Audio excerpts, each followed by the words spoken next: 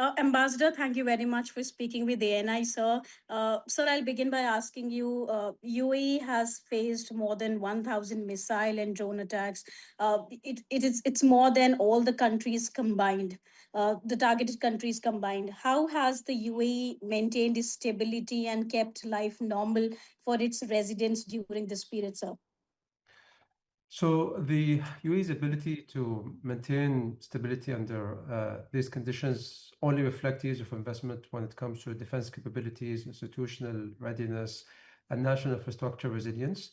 And the numbers tell the story. So of 1,440 drones detected, 1,359 were intercepted. And out of 253 ballistic missiles, 233 were destroyed in the air. That is not sheer luck. This is a defense architecture built for exactly this. Essential services, including energy, water, healthcare, telecommunications, and food supply, have continued without interruption.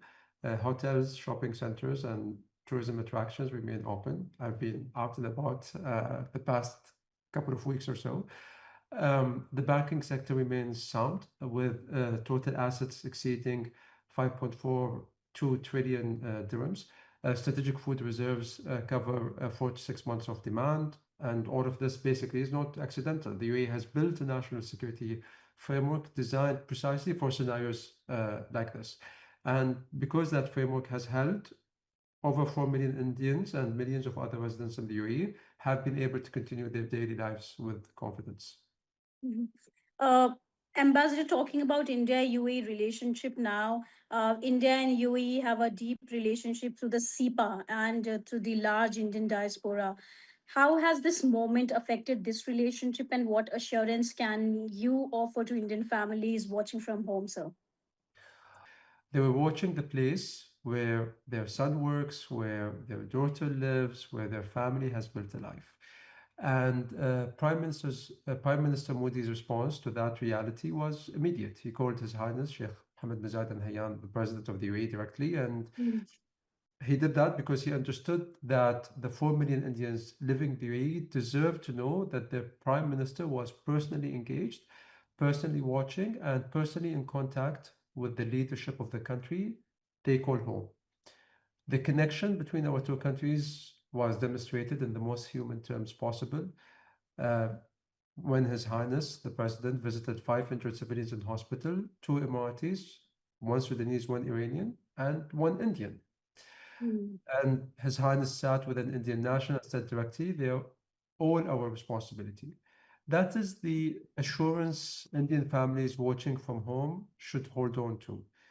To the mother in Kerala watching the news at midnight, to the father in Gujarat refreshing his phone, waiting to hear from his son in Dubai, let me be extremely clear. Your family in the UAE is not alone. They are safe, they are cared for, and they are considered family by the leadership of this country. The UAE's institutions are functioning, its economy is stable, and its commitment to the safety and dignity of every person on its territory is unwavering. Mhm. Ambassador, Iran has issued apologies to its Gulf neighbors even while continuing attacks. How does UAE interpret these mixed signals, and what genuine de escalation looks like from your perspective, from the UAE perspective, sir? Well, to be very clear, the UAE assesses actions, not statements.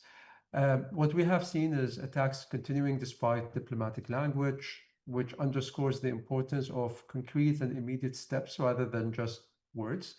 For the UAE, genuine de escalation means one thing above all: these attacks must cease immediately and unconditionally. The Mhm. UAE's sovereignty, security, and territorial integrity are non negotiable. India's voice matters here, obviously. And when Prime Minister Modi calls for de escalation and expresses India's solidarity with the UAE, that carries weight, not just because of the scale of the bilateral relationship, but because India is a country that Iran cannot afford to ignore. Now, India's engagement in calling for restraint is part of the international pressure that the UAE values and welcomes.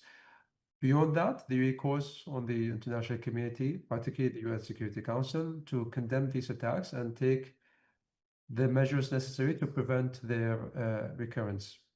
The UAE reserves its full and legitimate right under Article 51 of the UN Charter to deter aggression. The UAE has chosen restraint. That restraint should not be mistaken for vulnerability. Our preference has always been and remains stability, diplomacy, and peace.